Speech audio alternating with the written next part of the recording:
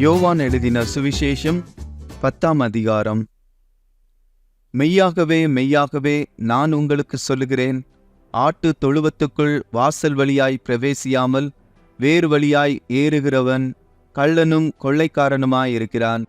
வாசல் வழியாய் பிரவேசிக்கிறவனோ ஆடுகளின் மேய்ப்பனாயிருக்கிறான். வாசலை காக்கிறவன் அவனுக்கு திறக்கிறான்.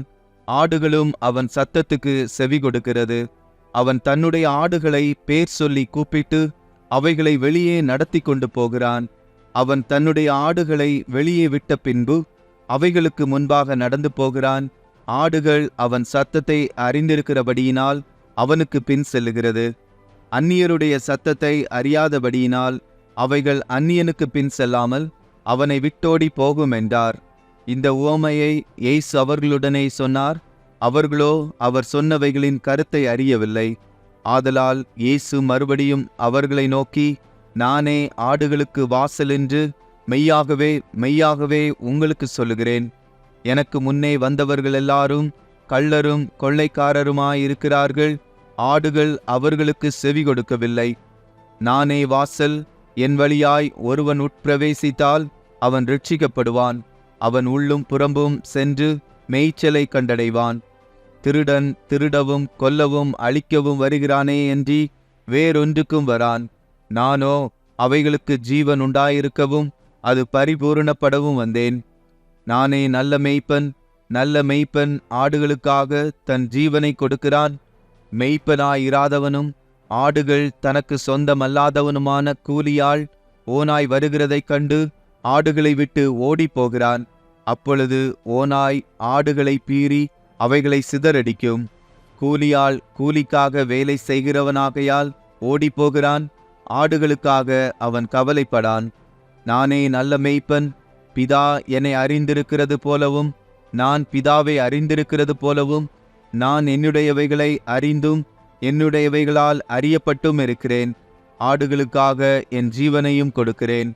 இந்த தொழுவத்தில் உள்ளவைகள் அல்லாமல் வேறே ஆடுகளும் எனக்கு உண்டு. அவைகளையும் நான் கொண்டு வர வேண்டும். அவைகள் என் சத்தத்துக்கு செவி கொடுக்கும். அப்பொழுது ஒரே மந்தையும் ஒரே மேய்ப்பனும் ஆகும். நான் என் ஜீவனை மறுபடியும் அடைந்து கொள்ளும்படிக்கு அதை கொடுக்கிறபடியினால் பிதா என்னில் அன்பாயிருக்கிறார். ஒருவனும் அதை என்னிடத்திலிருந்து எடுத்துக்கொள்ள மாட்டான். நானே அதை கொடுக்கிறேன். அதை கொடுக்கவும் எனக்கு அதிகாரம் உண்டு. அதை மறுபடியும் எடுத்துக்கொள்ளவும் எனக்கு அதிகாரம் உண்டு.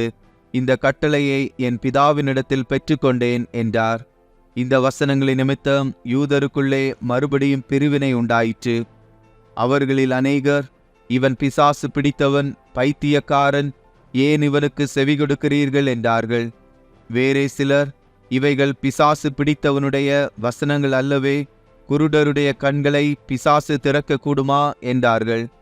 பின்பு எருசலேமிலே தேவாலய பிரதிஷ்டை பண்டிகை வந்தது. மாரி காலமுமாயிருந்தது. இயேசு தேவாலயத்தில் சாலமோனுடைய மண்டபத்திலே உலாவிக் கொண்டிருந்தார்.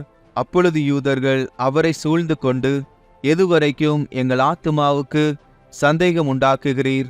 நீர் கிறிஸ்துவானால் எங்களுக்கு தெளிவாய் சொல்லும் என்றார்கள். இயேசு அவர்களுக்கு பிரதியுத்தரமாக, அதை உங்களுக்கு சொன்னேன், நீங்கள் விசுவாசிக்கவில்லை. என் பிதாவின் நாமத்தினாலே நான் செய்கிற கிரியைகளே என்னை குறித்து சாட்சி கொடுக்கிறது. ஆனாலும் நான் உங்களுக்கு சொன்னபடியே நீங்கள் என் மந்தையின் ஆடுகளாயிராதபடியினால் விசுவாசியாமல் இருக்கிறீர்கள். என் ஆடுகள் என் சத்தத்திற்கு செவி கொடுக்கிறது. நான் அவைகளை அறிந்திருக்கிறேன்.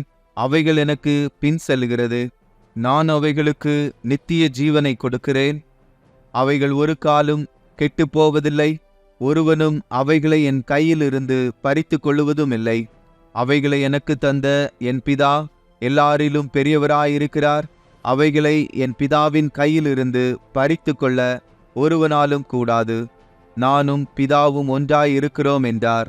அப்பொழுது யூதர்கள் மறுபடியும் அவர் மேல் கல்லெறியும்படி கல்லுகளை எடுத்துக்கொண்டார்கள். இயேசு அவர்களை நோக்கி, நான் என் பிதாவினாலே அநேக நற்கிரியைகளை உங்களுக்கு காண்பித்தேன். அவைகளில் எந்த கிரியை நிமித்தம் என்மேல் கல்லெறிகிறீர்கள் என்றார். யூதர்கள் அவருக்கு பிரதியுத்தரமாக, நற்கிரியை நிமித்தம் நாங்கள் உன்மேல் கல்லெறிகிறதில்லை.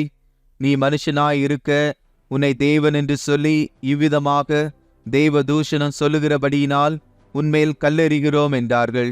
இயேசு அவர்களுக்கு பிரதியுத்தரமாக, தேவர்களாய் இருக்கிறீர்கள் என்று நான் சொன்னேன் என்பதாய் உங்கள் வேதத்தில் எழுதியிருக்கவில்லையா?